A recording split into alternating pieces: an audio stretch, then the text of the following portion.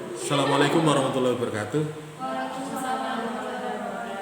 Bismillah, alhamdulillah hari ini kita bisa diberikan kesempatan untuk belajar kembali, diskusi kembali terkait dengan dasar ilmu pemerintahan atau mungkin dasar-dasar pemerintahan, yang mana nanti ini sebagai pengetahuan basic dasar yang Anda harus pahami. Sekali lagi, Anda harus pahami. Karena apa? Ini yang Anda akan pelajari di semester berikutnya.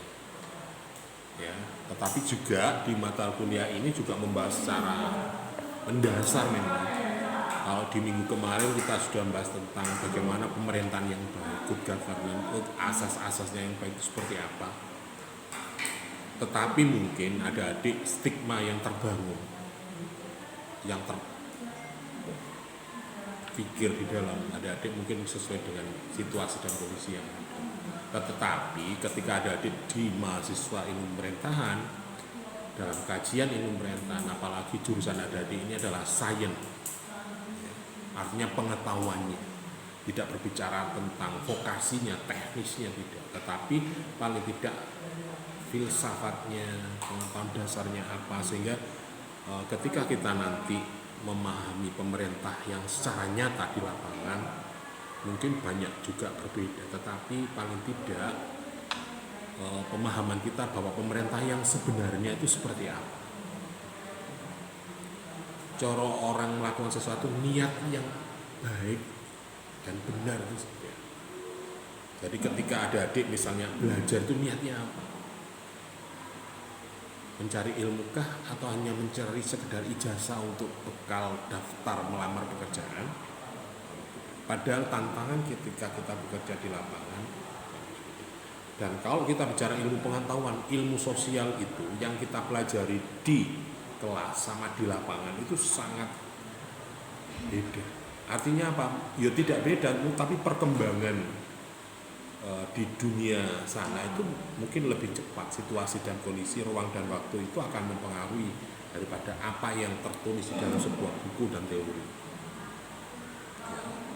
Oke, nah hari ini kita berbicara tentang bagaimana sih kinerja, bagaimana kalau dulu di pertemuan pemerintah yang baik itu azasnya seperti apa, harus meningkatkan apa, yang baik seperti apa, itu kan sudah saya sampaikan, ada ya harus fair play dan sebagainya. Nah, kalau Anda lihat hari ini yang Anda tonton hari ini katakanlah, coba Anda amati fenomenanya Gubernur Kang Deddy sama Gubernur Sherly. Nah, dari sisi teori, ngomong pemerintahan kan tidak hanya berbicara tentang pelayanan dan sebagainya, tapi bagaimana birokrasinya, bagaimana administrasinya, bagaimana penganggarannya. Coba Anda lihat fenomena Gubernur Kang Deddy. Kalau ngomong pemerintahan, dia pernah nggak ngantor? Apakah dia nggak tanda tangan surat SK Bupati, SK Gubernur dan sebagainya? Koyok-koyoknya kan koyok gak ngono seragam dinas gak, tetapi dia sebagai gubernur, sebagai pemerintah. Begitu juga Anda ingat ketika pemerintah Jokowi banyak turun apa dan sebagainya. Nah, pemerintah itu tidak hanya berbicara tentang pelayanan atau administrasi juga, walaupun mungkin ada teknik-teknik. Nah, yang kita bicarakan hari ini adalah terkait dengan tekniknya, teknik pemerintahan. Jadi kalau kalian melihat kan setelah dia dilantik hanya beberapa kali ke kantor. Kantor itu hanya ada wakil gubernur sama sekretaris daerah sama perangkat-perangkat staf dan pelaksana teknis. Tapi dia sebagai gubernur, sebagai pejabat politis yang berkuasa di wilayah itu terkait dengan administrasi dan pelayanan publik di wilayah itu, dia terjun di lapangan, memberikan kebijakan, statement dan sebagainya. Fenomena ini kalau kita ukur dengan ilmu pemerintahan, dengan teori yang ada, coba sih gubernur kan nyambut gini cara ngomong itu, keloyongan, kelutusan, apa enggak malah membuat peraturan, kebijakan dan sebagainya secara tertulis. Pemerintah itu kan harus tertulis secara administratif dan sebagainya, sesuai dengan aturan yang ada.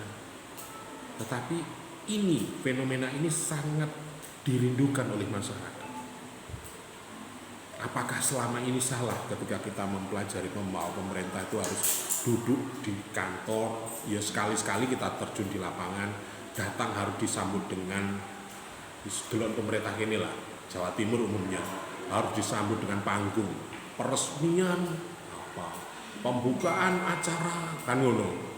Kalau fenomena KDM, Serli dan banyak kepala desa dan bupati kayak ngono, dan itu yang sekarang ketika survei tingkat kepuasan masyarakat, pelayanan masyarakat tinggi sekali.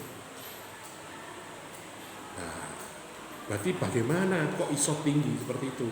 Bagaimana kewajiban dia sebagai kepala daerah, kepala administrasi di wilayah itu? Maka harus ada teknik-teknik yang harus, dan berkaitan juga nanti mungkin di pertemuan berikutnya kita bahas tentang kepemimpinan pemerintahan itu seperti apa. Di semester 7 atau berapa itu ada mata kuliah tentang kepemimpinan pemerintahan. Tentang teknik ini bisa juga di mata kuliah birokrasi pemerintah. Bagaimana birokrasi itu dijalankan. Nah, terkait dengan hal-hal fenomena yang terjadi sekarang, antara koyo berbalik, teori koyo gak tinggal ya. Nah, padahal teori itu ada karena fenomena di lapangan itu atau fenomena sosial di lapangan. Begitu juga fenomena kepemimpinan pemerintah. Jadi kalau dari pemimpin pemerintah itu gak koyo tinggal pemerintah, walaupun pemerintah itu punya kuasa, dia punya staf, dia punya pasukan, dia punya anggaran, dia punya sarana dan sebagainya. Ya. Nah, tetapi efektif, efisiennya pemerintah itu harus seperti apa? Kaitan kepemimpinan manajerial. Nah, di sini kalau kita bicara tentang teknik pemerintahan, maka bagaimana suksesnya? Saya ini misalnya, oke, ini selesaikan bangun, ini ya apa? Rencananya piye? Anggarannya piye? Nah, ngomong pemerintahan kan harus jelas.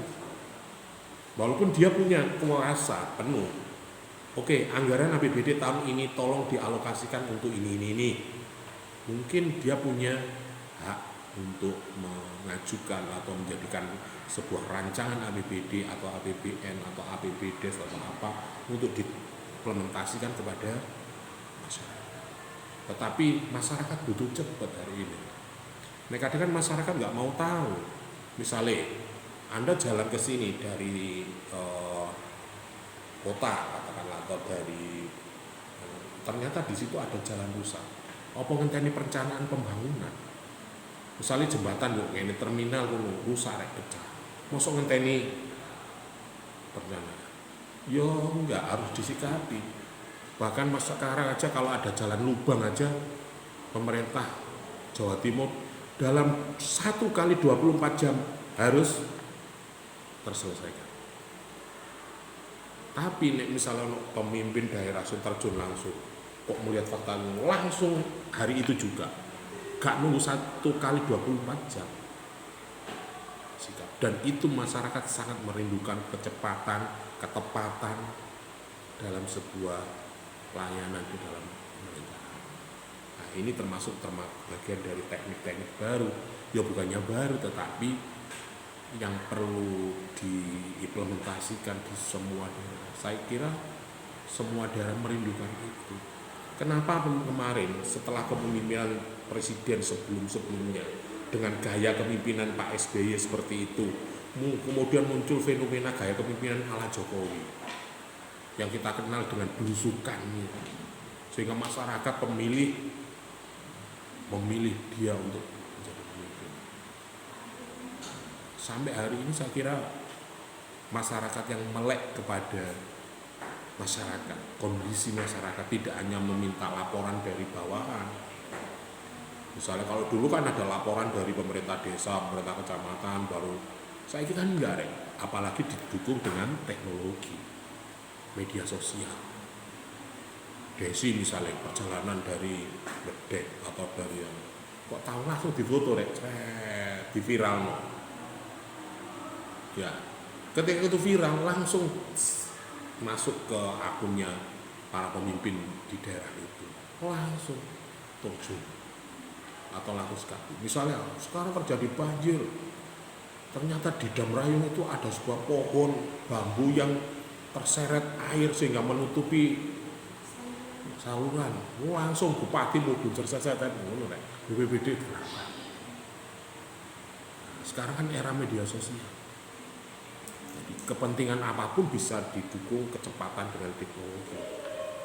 Dunia pertahanan keamanan misalnya. Nailah di sini tiba orang perampok, gak berani keluar, langsung aja telepon 110, ya kan? Call center polisi itu langsung pusat Mabes Polri, langsung tertuju kepada wilayahnya, dan itu gratis, tidak makan pulsa mulai. Jadi 110 seret langsung connect Jakarta seret, tanpa Anda memberitahu lokasi Anda langsung terdeteksi bahwa Anda di wilayah Mojokerto, kecamatan ini, titik ini, 0 ini. Langsung wilayah sini siapa yang bertanggung jawab, Polsek Mojoanyar. Kalau nggak itu ya siapa Babin wilayah Mojoanyar, desa Gambar. Iki, Yayaman ya, langsung Babin sak ngomong tinju. Atau ini mau bantuan dari Polsek langsung deh. Itu pelayanan publik. Nah itu kan teknik baru secara dan banyak lagi. Nah, terkait dengan teknik ini artinya bahwa pemerintahan itu harus berbicara tentang bagaimana sih ruang lingkupnya teknik pemerintahan itu. Ya. Yang pertama itu terkait dengan perencanaan pemerintah. Tentunya segala kegiatan yang bersifat publik itu harus direncanakan, harus dibicarakan, ya kan? Sampai misalnya wong telu mau acara kemana? Kadek janjian misalnya, mau sore mau kumpul ini wis moro-moro karena kita bestie Pak, tanpa ngomong pun mesti kita udah paham.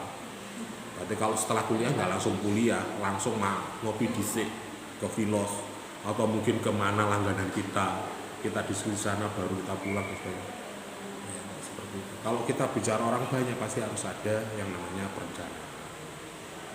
Bagaimana menyusunnya, jangka pendek, jangka panjang. Makanya ketika tadi saat pagi tadi diskusi, banyak kebijakan-kebijakan pemerintah yang harus kita pahami. Nek ngomong kepala desa, itu visinya harus bagaimana. Misalnya contoh, kira-kira rakyatku menesuk itu mangan opo, yang dimakan, yang dibutuhkan masyarakat besok itu sudah ada enggak, tersedia enggak, harus begitu. Pun level dhuwure mana? Kecamatan atau pemerintah daerah minimal 1 minggu ke depan. Nek gubernur mungkin 1 bulan ke depan. Presiden harus berpikir lebih panjang lagi. Harus berpikir ya 5 tahun ke depan, ya apa anak cucu kita. Misalnya kita membuat kebijakan tentang ekowisata atau kebijakan tambang dan sebagainya, pemanfaatan sumber daya alam manusia di negara kita. Gimana anak cucu kita nanti? Misalnya bangun jalan tol, wah saiki gak duwe. Oke lah hari ini kita kirakan, tetapi setelah 25 tahun jalan tol ini menjadi milik bangsa kita sehingga masyarakat bisa gratis lewat situ. Nah, itu harus berpikir jangka panjang nih, ngomong pemimpin yang semakin atas semakin, karena apa? Semakin ke atas itu kan tidak berhadapan langsung dengan masyarakat. Walaupun ada kebijakan-kebijakan yang harus segera diputuskan, yang sifatnya tentang keuangan dan sebagainya, ya harus cepat, tidak menunggu jangka.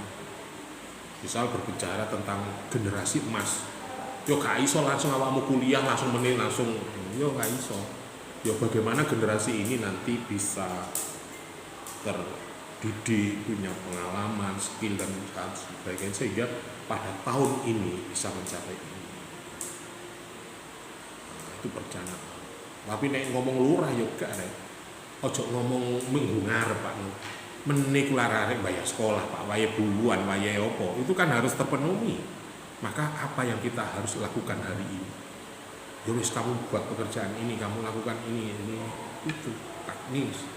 Cara program dari pusat, wis gak ngomong perencanaan, ngomong PKH langsung implementasikan, bagikan, kan ini. Misalnya ada BLT, ada sembako atau ada bantuan apa, yo langsung bagikan. Ojo dinten yo gawe ngarep yo gak iso, harus kamu laksanakan. karena berhadapan dengan masyarakat. Nah, kalau pemerintah pusat ya mau jatah ketahanan 5-10 tahun ke depan seperti apa. Nah, itu nomor pertama. Kemudian kita bicara tentang pengorganisasian, struktur, pembagian tugas. Kepemimpinan itu mempengaruhi bagaimana kita mendelegasikan agar apa yang kita rencanakan, apa yang kita tujukan itu bisa tersukses. Gak bisa orang itu jalan semua. Masih KDN itu ngomong ya tidak menguasai segalanya. Besok pemimpin itu bisa sembarang kali. Misal persoalan teknis, loh ini siapa ini? Dinas apa? Oh, terkait dinas perhubungan. Ya, yang tahu perencanaan tentang bagaimana program dinas perhubungan ya dinas perhubungan. Tetapi bagaimana kondisi di lapangan harus disikapi seperti apa? Ada nggak anggaran untuk cadangan nambal aspal yang bolong itu? Oh, sudah kami anggarkan Pak. Dalam setahun ini kita anggarkan 200 miliar. Makanya kami. Berarti hari ini kalau ada jalan rusak bisa diperbaiki. Bisa Pak, karena di perencanaan kita ada.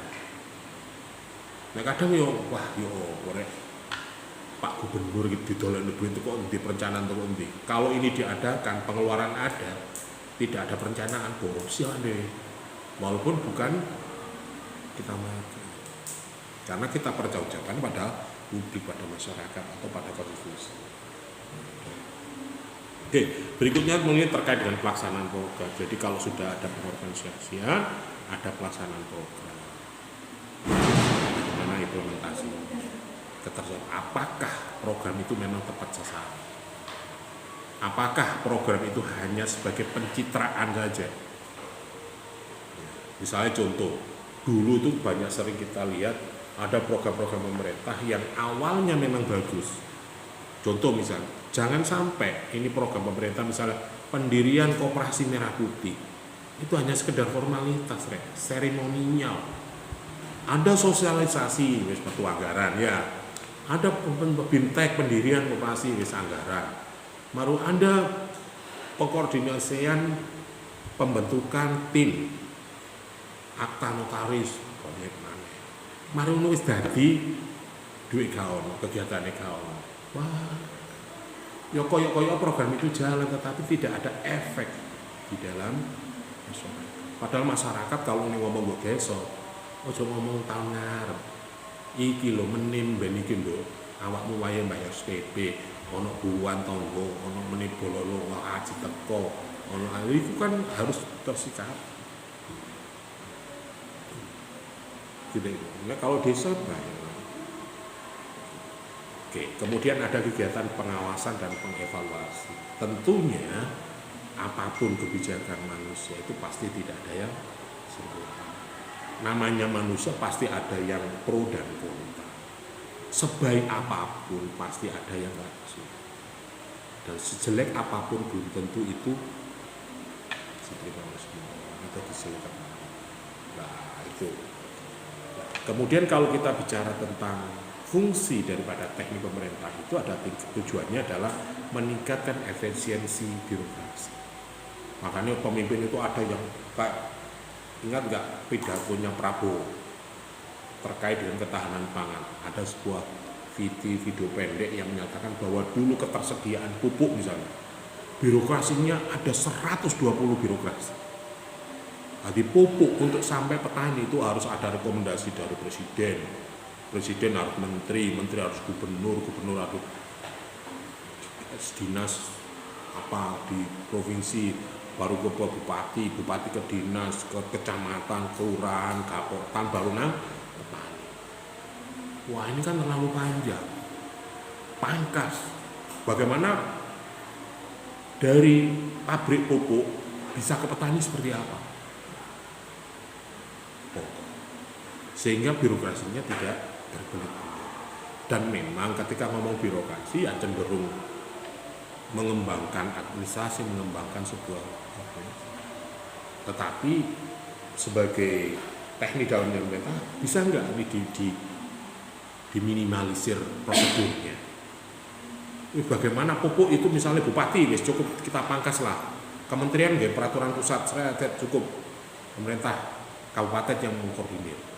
Jadi perusahaan langsung MOU dengan bupati, langsung ke dinas pertanian, Gapoktan Tani, sehingga ketersediaan pupuk tidak terkendala oleh birokrasi yang atau mungkin yang lain, kegiatan-kegiatan yang lain bisa juga. Lembaga pendidikan sekarang kan terbagi bahwa Didasmen pendidikan SMP ke bawah itu di bawah naungan pemerintah dinas kabupaten, yang SMK SMA di bawah Kanwil. Di pusat ada kementerian sendiri Didasmen itu. Jadi pendidikan menengah dasar itu ada kementerian sendiri, perguruan tinggi ada sendiri. Kenapa harus seperti itu? Harus spesifik. Jadi tugasnya jelas. Kementerian urusan pendidikan perguruan tinggi tok. Jadi Dikti Saintek itu ngurusi perguruan tinggi. Kemendikdasmen itu ngurusi sekolah seluruh Indonesia, baik swasta maupun negeri. Kalau ngomong pendidikan di dasar apa saja yang dibutuhkan, bisa juga sarananya, sumber daya manusianya, kurikulumnya, ya dan sebagainya. Nah, itu bagaimana?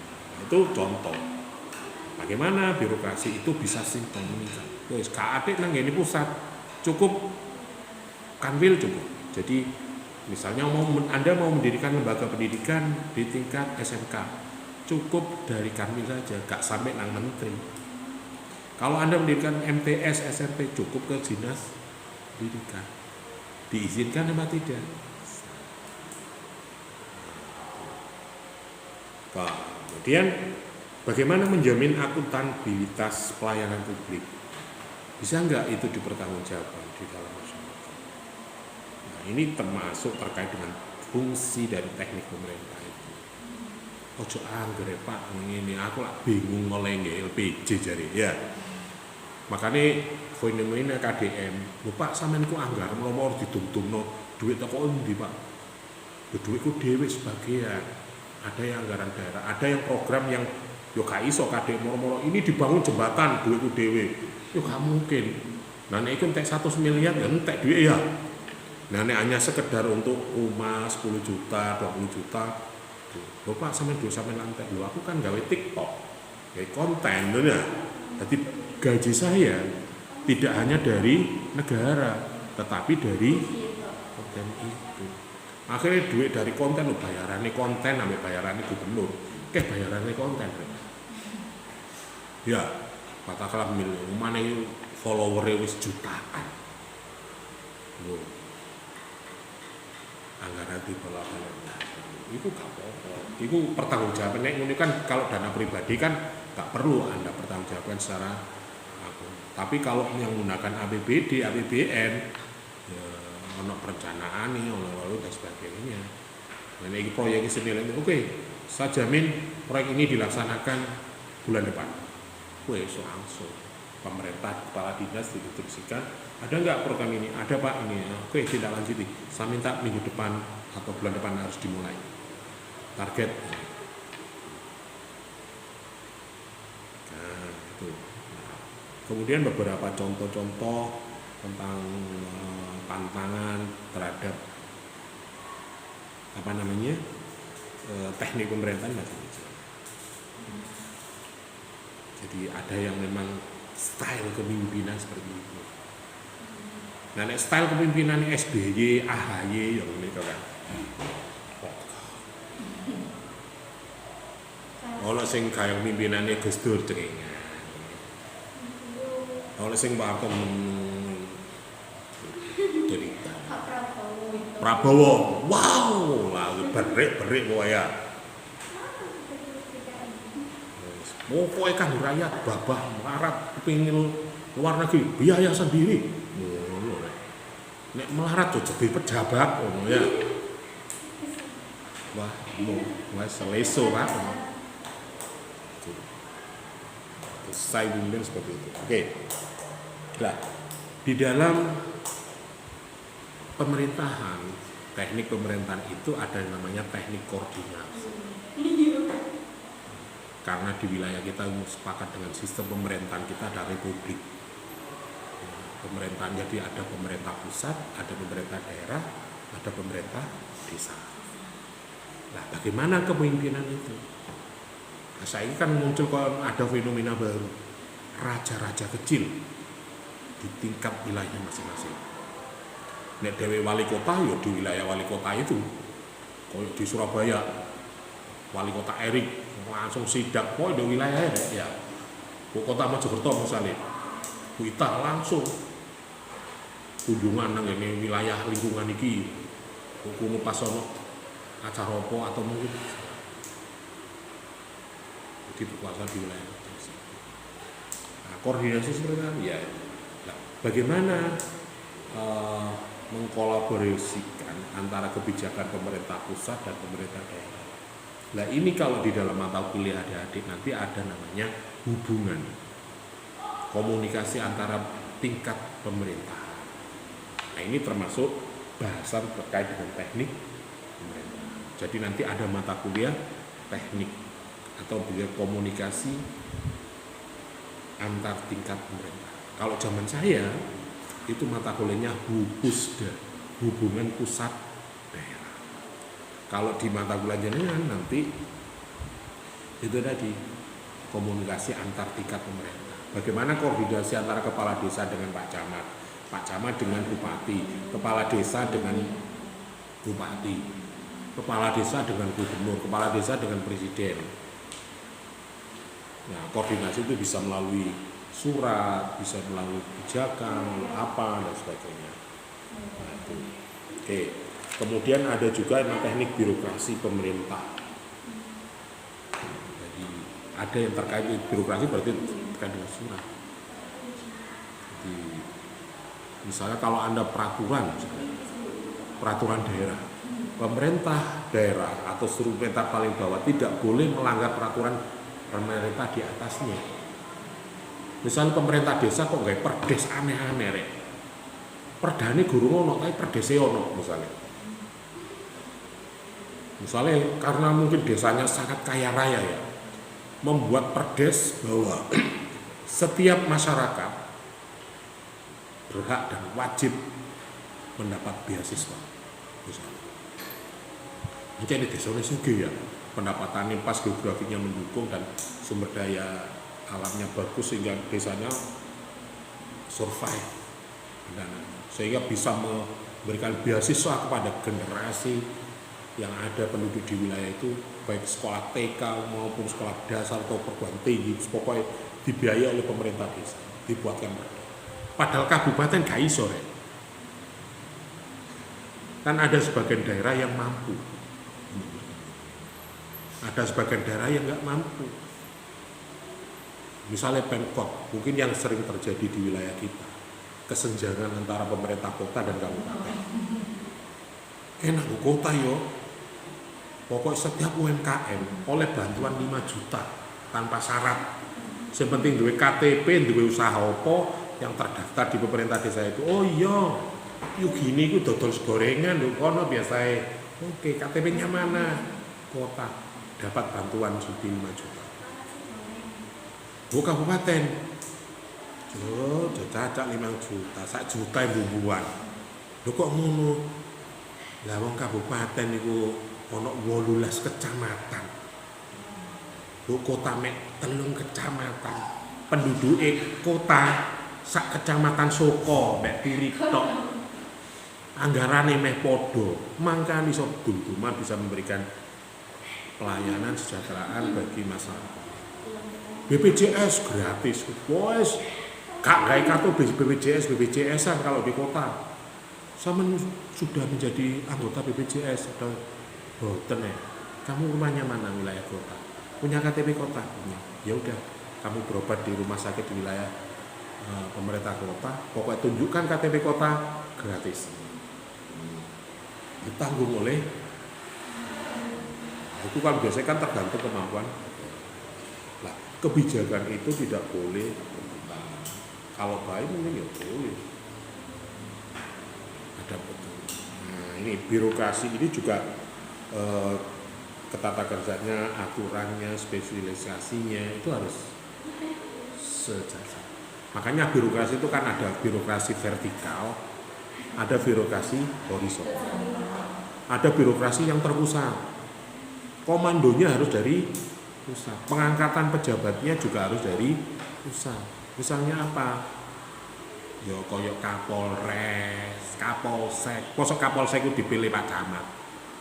Kan enggak kan ya, masyarakat kecamatan enggak. Dia ditunjuk dari komandan di atas. Koyok Kemenak, nah itu vertikal. Bupati enggak punya referensi. Wes aku kepin Kemenak iki, ya gak iso. Ya mungkin usul iso lah, aku titip, tapi ya sing ngongkon diukur ya, yang menentukan. Ya birokrasi. Kemudian ada terkait dengan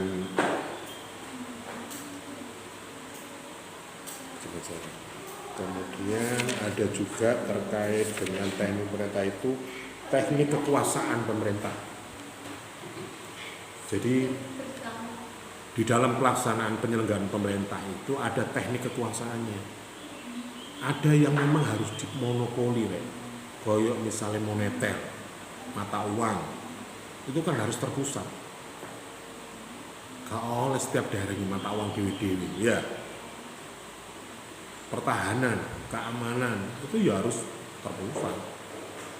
Walaupun mungkin di lapangan bisa juga berbeda-beda kasus dan fenomenanya.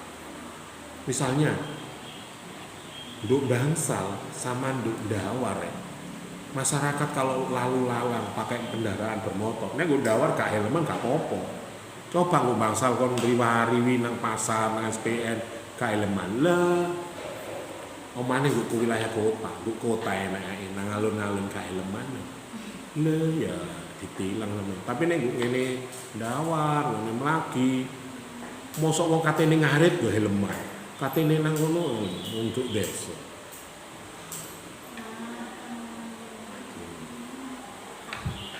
Ada kekuasaan itu ada kekuasaan yang diserahkan kepada pemerintah di bawah secara otonomi atau bisa kenal dengan desentralisasi. Ada yang sentralisasi, ada yang medobelin, ono sing diculno, ada yang dipantau dan sebagainya. Itu tentang terkait dengan itu. Ada juga teknik pelayanan. Nah sekarang itu kan ada pelayanan yang daring sama luring, artinya ada yang online dan offline.